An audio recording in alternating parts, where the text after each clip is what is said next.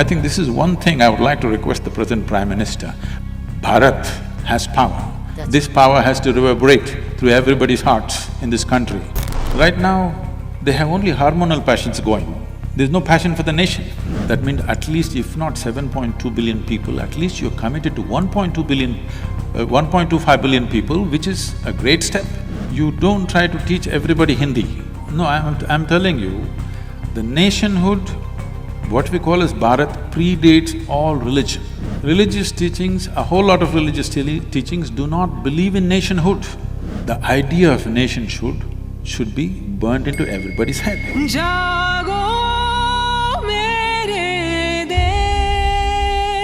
I know a whole lot of intellectual crowd will say, what is in a name? Yes. Okay, call yourself Tobu, call yourself Momo. People are doing that. Yes. I'm not saying… I'm not against anything. All I'm saying is, when you utter your name, you must understand there is sound. Whatever we utter is only a sound. The meaning is only a psychological thing, a social thing. Right now if I say Kiran, it's only a sound. The meaning is psychological and social. Leave the meaning of it. The sound is existential and it has a power. Bharat has power. This power has to reverberate through everybody's hearts in this country. And the idea of what it means to be an Indian, the fundamental concept, 5 things you must know about being an Indian, this must get across to every human being. Because if every human being who lives in this country, if his aspirations are not the same as the national aspiration, then you don't have a nation, you just have names. It is not just that the name will do everything. Name has to inspire passion in people for the nation. Yes. Right now, they have only hormonal passions going. There's no passion for the nation. Yes. Okay? Yes. So that is why what is happening to the woman is happening. Yes. So, it is not that a name is a solution for everything, but nationhood. Why nationhood is important is, why can't we think about the whole world? We can. But nationhood is the largest piece of humanity that you can be committed to right now. That's why a nation is important. When we say you are committed to this nation and its well-being, that means at least if not 7.2 billion people, at least you're committed to 1.2 billion, 1.25 billion people, which is a great step from being committed to your own personal well-being. Yes. So in that sense, nation is important. As a spiritual being, for me, I'm not a nationalistic person that way. I would like to look at every human being and every creature on this planet the same way, that's how I am. But nation is important because the scope of one's passion, involvement and concern has expanded beyond likes and dislikes of 2 people sitting here. I think with the return, as we notice, return of Hindi much more. In the last 10 days, Hindi has returned much more. So we might hear Bharatvasi much more, Bharatiya much more. You're leaving us out, we are from the south. Then you learn a little bit of Hindi then. No, you won't. You won't? No. Why? That is why I'm telling you, it is not the sameness which binds us. We are different people, but we are fine together. That is the nation, that is the nature of this country.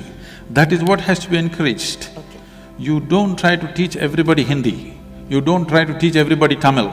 I speak Tamil, you speak this thing, you eat paratha but I eat idli, I think that's the best thing, you think that is the best thing, it doesn't matter. But we have no issues.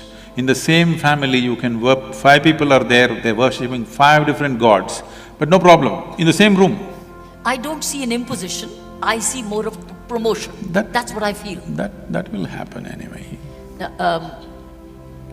We are in a cusp, we are in a position today, we've got a decisive mandate. I'm not being political, but that's a political reality today. We have a decisive mandate today. Where does this mandate begin from? And where do we all fall in? Where do we fall in place? Because this is being webcasted and millions of people are watching you all over the world as Indians. I think we've got 2 responsibilities. One is a people's responsibility, I have decided the others is a leader's. from now on I will not use the word Indian.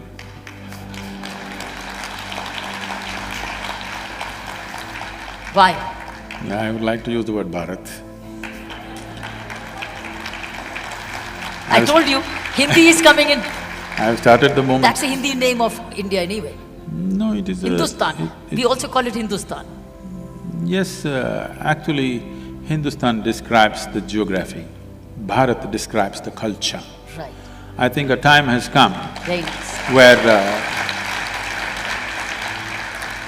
where our identity has to be cultural, because culture is inclusive. This is something we must understand. When his 7 sages, who are now considered the celebrated Saptarishis of this country, you must understand this first of all.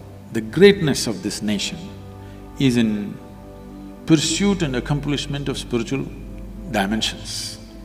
It is this spiritual thread which is holding the country together, this longing to know. If you hack it, then you cannot maintain the sovereignty of this country, believe me. Is it religion? It is not religion. No. No, I'm telling you, the nationhood, what we call as Bharat, predates all religion. So when Adi Yogi was asked by the 7 sages, how many ways can we attain? He said, if you use your physical body as a foundation, there are 112 ways of realizing the divine. But if you transcend the physical body, then as many atoms there are in the universe, that many doorways are there. Do you call this a religion? No. Religion means that you believe this is it. And unfortunately, religious teachings, a whole lot of religious teachings do not believe in nationhood.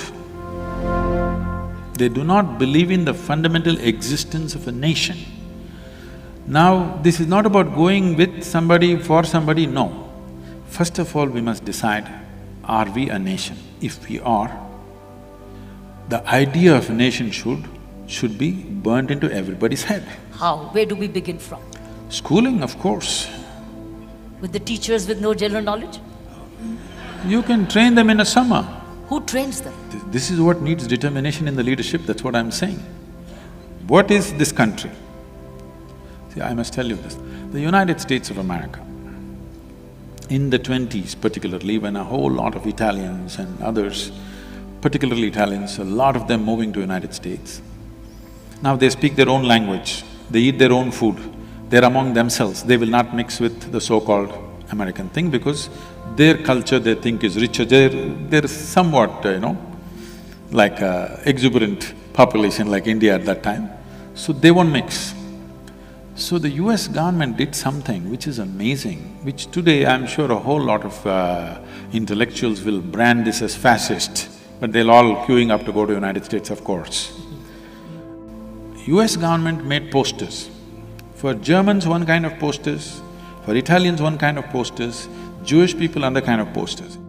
Within the kitchen of every home, they must fix this poster, okay? It's a government-released poster where an Italian housewife, how she should serve an American breakfast every day in the morning, how she should be dressed, how the table should be set, what should be for breakfast. For lunch, dinner you can eat Italian, but breakfast should be American. You understand? I'm saying this may sound fascist, yes, but it is with this they integrated different ways. I'm saying even something so small as what you're eating for breakfast, the government is looking at it because they're interested in making a nation. Wow. I was amazed, I saw… that poster is still with me somewhere. I was amazed to see that somebody went into such elaborateness of putting people together. If you'd left them like that, they would all be separate nations within a nation and fighting with each other. Absolutely. Whatever said and done, America is such a melting pot, but one nation,